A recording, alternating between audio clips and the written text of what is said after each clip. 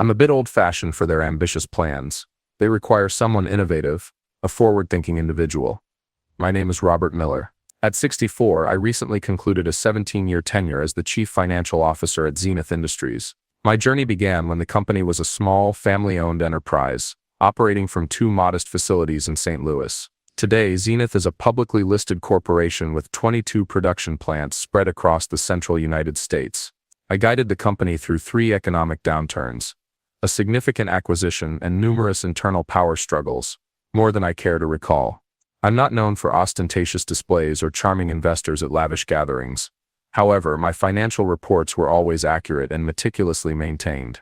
Our accounting practices were impeccable, and we never missed a regulatory filing deadline under my leadership. Then, Mark Reynolds, a 38-year-old executive with a penchant for designer suits and expensive footwear, arrived.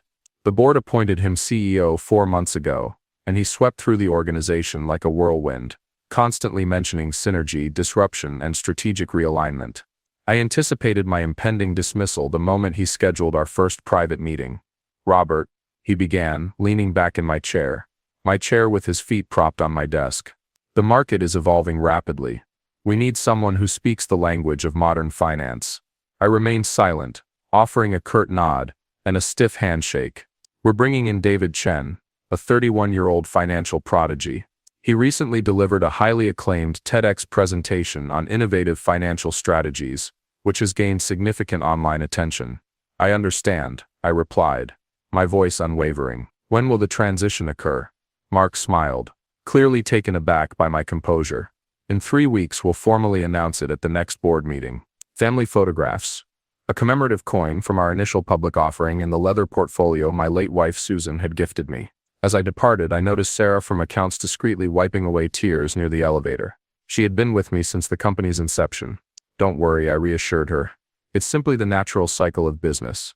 What I omitted was that I had spent the preceding 7 months meticulously documenting a series of questionable financial transactions that emerged shortly after Mark's arrival, becoming more frequent after he mentioned bringing in his financial expert, David. I wasn't seeking vengeance. I was merely fulfilling my professional duty, maintaining the integrity of the financial records, even as I left the company. I learned from my father, who owned a hardware store in Springfield, Illinois, that numbers never lie, even when individuals do. I worked my way through college stocking shelves and assisting with the bookkeeping at his store. After graduating, I turned down more lucrative offers to remain in the area, steadily advancing my career through regional firms until Harold Davis, the founder of Zenith Industries, personally contacted me in 2009. "I need someone who can steer us through this recession," he stated. "Someone who finds peace of mind in balanced books." For 11 years, Harold and I collaboratively built Zenith into a stable and successful enterprise. When he retired, the transition was seamless. The succeeding CEO, Eleanor Vance, respected the systems we had established. We occasionally disagreed, but she always listened. We experienced steady growth, avoiding risky ventures and adhering to sound business practices and transparent accounting. Then Eleanor retired, and the board sought fresh perspectives. Enter Mark Reynolds, boasting an MBA from Stanford and experience at a Silicon Valley startup that generated more hype than profits. The first red flag surfaced during his 3rd week. He circumvented our established procurement procedures to hire a marketing consultant, a former classmate, at 5 times our standard rate. When I questioned the expenditure, he simply smiled. "We're thinking bigger now, Robert. Traditional limitations no longer apply." The second warning sign appeared when he reorganized reporting structures, routing all financial information through his newly appointed Chief Innovation Officer before it reached him. The third was overhearing him inform someone on the phone that our accounting methods were outdated and required innovative solutions. Vendor contracts with unverifiable companies, consultancy fees without demonstrable deliverables, and budget reallocations lacking departmental approval signatures. My team also noticed these irregularities. Michael from internal audit stopped by one evening as I reviewed the quarterly financial statements. "Something seems amiss with the new technology investment tracking," he whispered. "The numbers don't reconcile between the initial entries and the final report." "Document everything," I instructed him. "Maintain factual accuracy." Susan would have urged me to create a disturbance, to confront the board, to make a dramatic exit. However, cancer claimed her life 4 years ago, and without her fiery spirit, I had become more methodical, more patient. Thus, instead of confrontation, I kept detailed records. I downloaded suspicious transactions, cross-referenced discrepancies, all while maintaining my calm demeanor during meetings, even as Mark brought in more of his associates and dismissed my team members.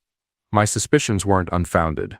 The patterns were too consistent. Something significant was transpiring, centered around this supposed financial prodigy, David Chen.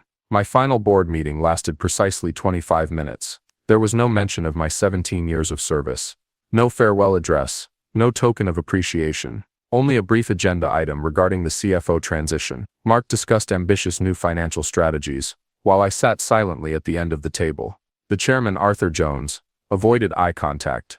He had been on the board when Harold hired me. Now he simply nodded in agreement with Mark's presentation on how David Chen would revolutionize our capital allocation approach. I had hoped for at least some acknowledgement from Arthur, some recognition of our shared accomplishments. Instead, the meeting swiftly moved on to the next agenda item, the new headquarters that Mark wished to construct downtown. As everyone departed, Arthur briefly paused by my chair.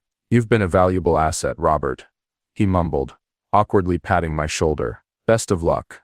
Like a piece of discarded equipment, I returned to my office, now David's office, to retrieve my box. Through the glass wall, I observed Mark showing David around, gesturing towards the charts on my walls, as if they were ancient relics. Sarah was waiting by my door, holding an envelope.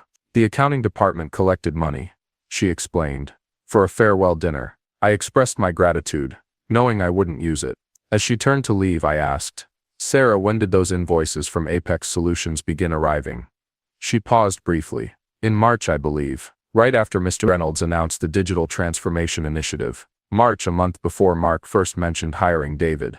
6 months of dubious transactions, invoices for unrendered services, foreign consulting fees, lacking tax documentation, and most revealing, shell vendors all linked to a holding company called Sierra Innovations, registered only 4 days prior to Mark's appointment as CEO. The pattern was now evident. Mark hadn't brought in David because I was old-fashioned. He had done so because they had a scheme to divert company funds through fabricated vendors and consultants, concealing the fraud within complex digital transformation expenses that were difficult to scrutinize in today's business environment. They needed me gone because I asked too many questions, and I paid too close attention to the details. I sank into my chair, studying the evidence.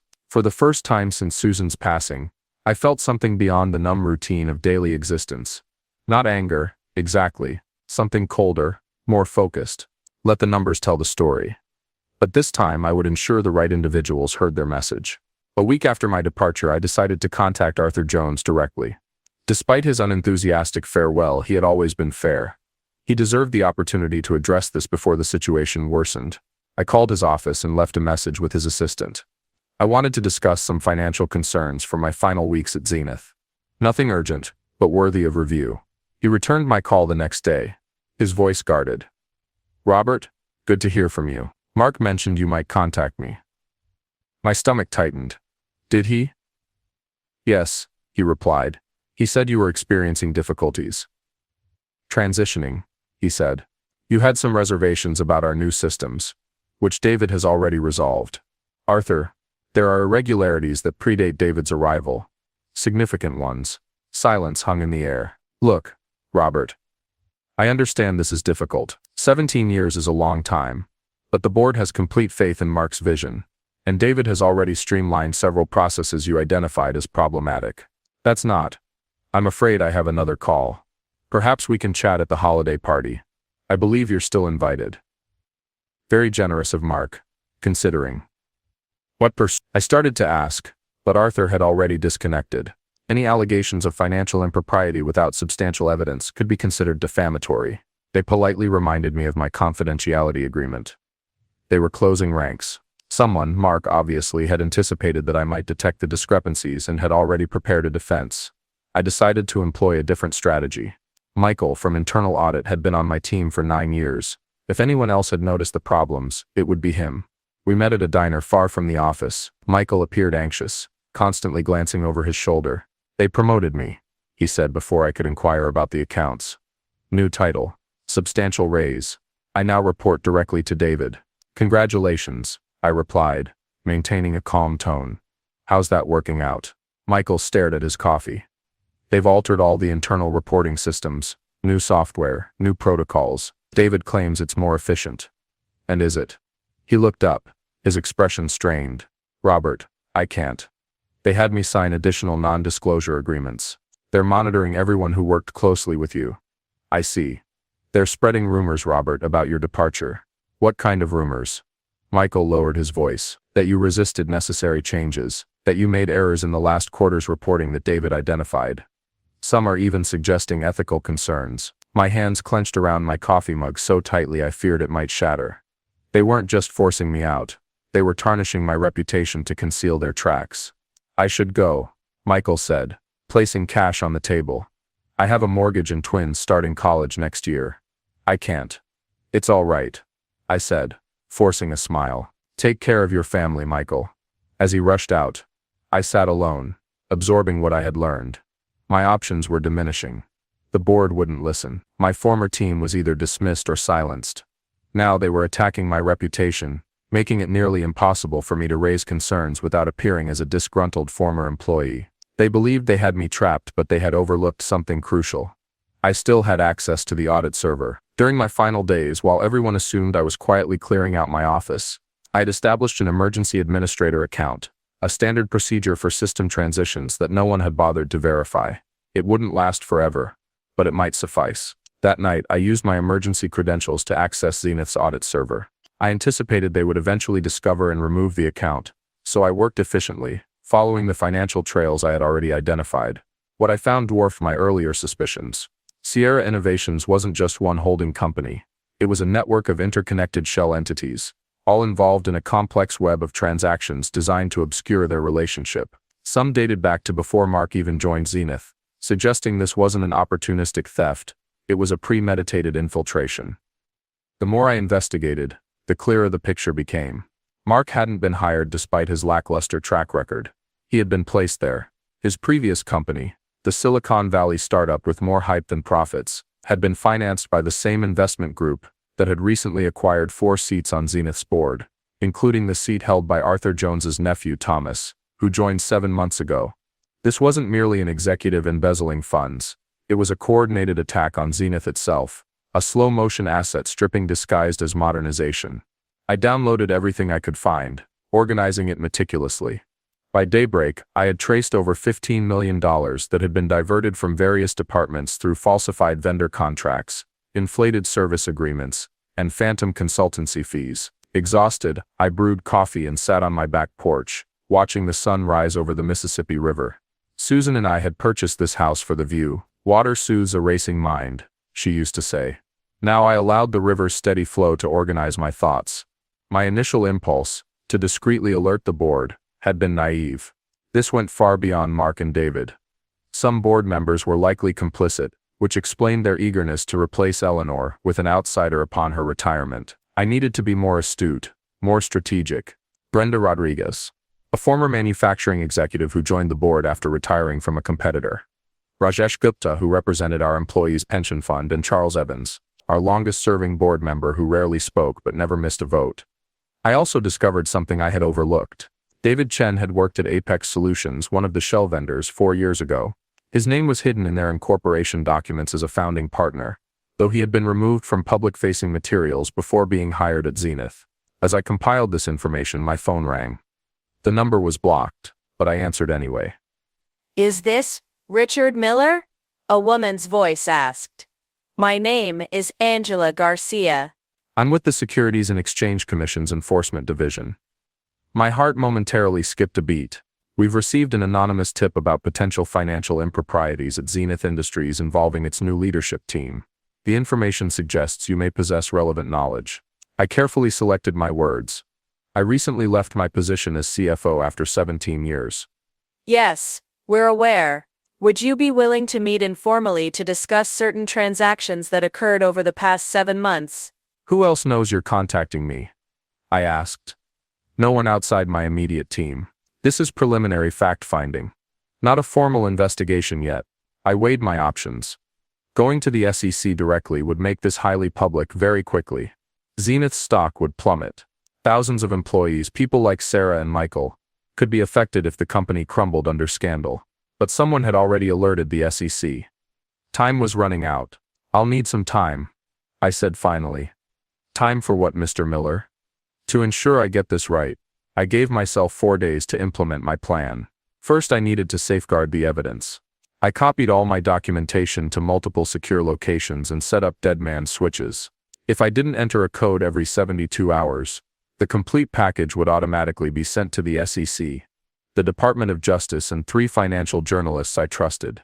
Next, I meticulously drafted emails to the 3 board members I believed were uninvolved: Brenda, Rajesh, and Charles. I didn't accuse anyone directly. Instead, I presented them as concerning patterns I observed before my departure, including just enough evidence to raise serious questions without overwhelming them with details. I scheduled these emails to send automatically in 3 days. The most delicate part came next. I contacted Sarah, asking if she could meet me for coffee. She immediately agreed. "They're dismantling your entire department," she told me when we met, her voice barely a whisper. "David says we're consolidating financial operations, but half the team has received reassignment notices, and the other half is under review, including you." She nodded, blinking back tears. 24 years at Zenith, and suddenly I'm told my position is redundant.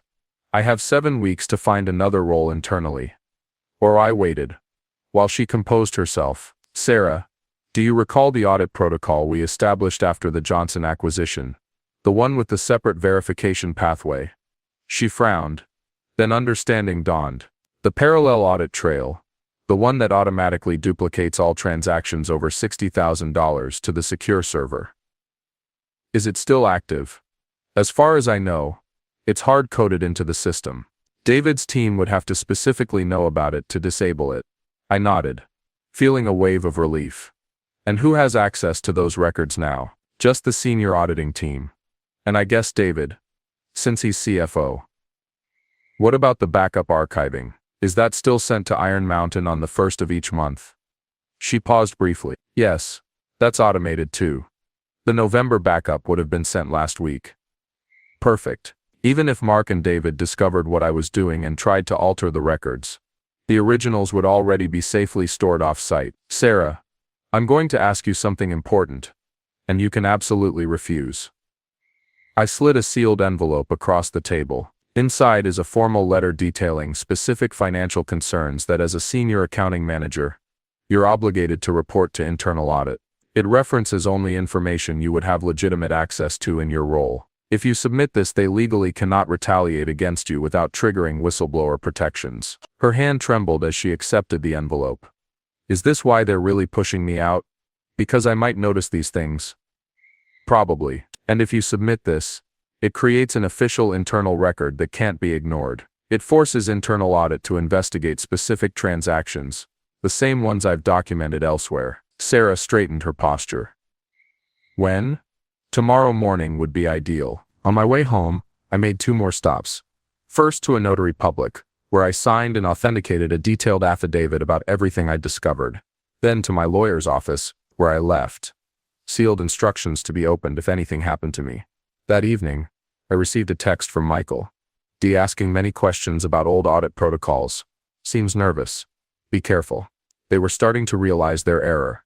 They had been so focused on ousting me that they had overlooked what I might have already documented. The pieces were in place. Now I just had to wait. 7 weeks after my departure, everything exploded simultaneously. The internal audit, triggered by Sarah's formal complaint, reached David's desk the same morning that my detailed emails reached the 3 uninvolved board members. By midday, Brenda Rodriguez had called an emergency board meeting, exercising her authority as audit committee chair. I wasn't present, but Sarah texted me updates throughout the day, from Arthur Jones, from Mark, and from Thomas Jones. I ignored them all. Instead, I answered a call from Charles Evans, our longest-serving board member. 17 years of clean books, he said, his voice rough with age. No scandals, no restatements, no missed filings. I should have spoken up when they forced you out. You're speaking up now, Charles. That's what matters. The board has appointed me acting chairman while we resolve this mess. Arthur and Thomas have resigned along with 2 others. We've terminated Mark and David for cause. I said nothing. We'd like you to return Robert temporarily to assist the forensic team and stabilize things. A coordinated scheme to extract value through fraudulent contracts and fabricated expenses. Mark, David, and several board members now faced federal charges for securities fraud and embezzlement. I had spent 7 weeks assisting forensic accountants in unraveling everything, then packed up my St. Louis house and headed for the mountains Susan and I had always dreamed of retiring to. The settlement Zenith offered for my consulting services during the investigation was generous, enough to purchase this cabin outright and still leave me with a substantial sum. I had made it clear to them no public statements, no press conferences, no dramatic returns. That wasn't my style. My phone buzzed with a text from Sarah. Got promoted to director of accounting. The new CEO wants to rebuild the department properly. I smiled and replied, well deserved. Always maintain a parallel audit trail. My lawyer had called yesterday with news that the SEC was closing its case against Zenith after the company agreed to governance reforms and financial penalties that notably excluded punishment for shareholders and ordinary employees. The right outcome. As darkness enveloped the mountains, I opened the leather portfolio Susan had gifted me years ago. Inside was the last photograph we had taken together at our lake house the summer before her diagnosis. You were right, I whispered to her smiling face. I should have made more time for views like this. Tomorrow I would drive into town and meet with the director of a local nonprofit that needed assistance, organizing its finances. Nothing flashy, just honest, transparent accounting for individuals doing significant work. Some might consider that old-fashioned. I simply called it integrity.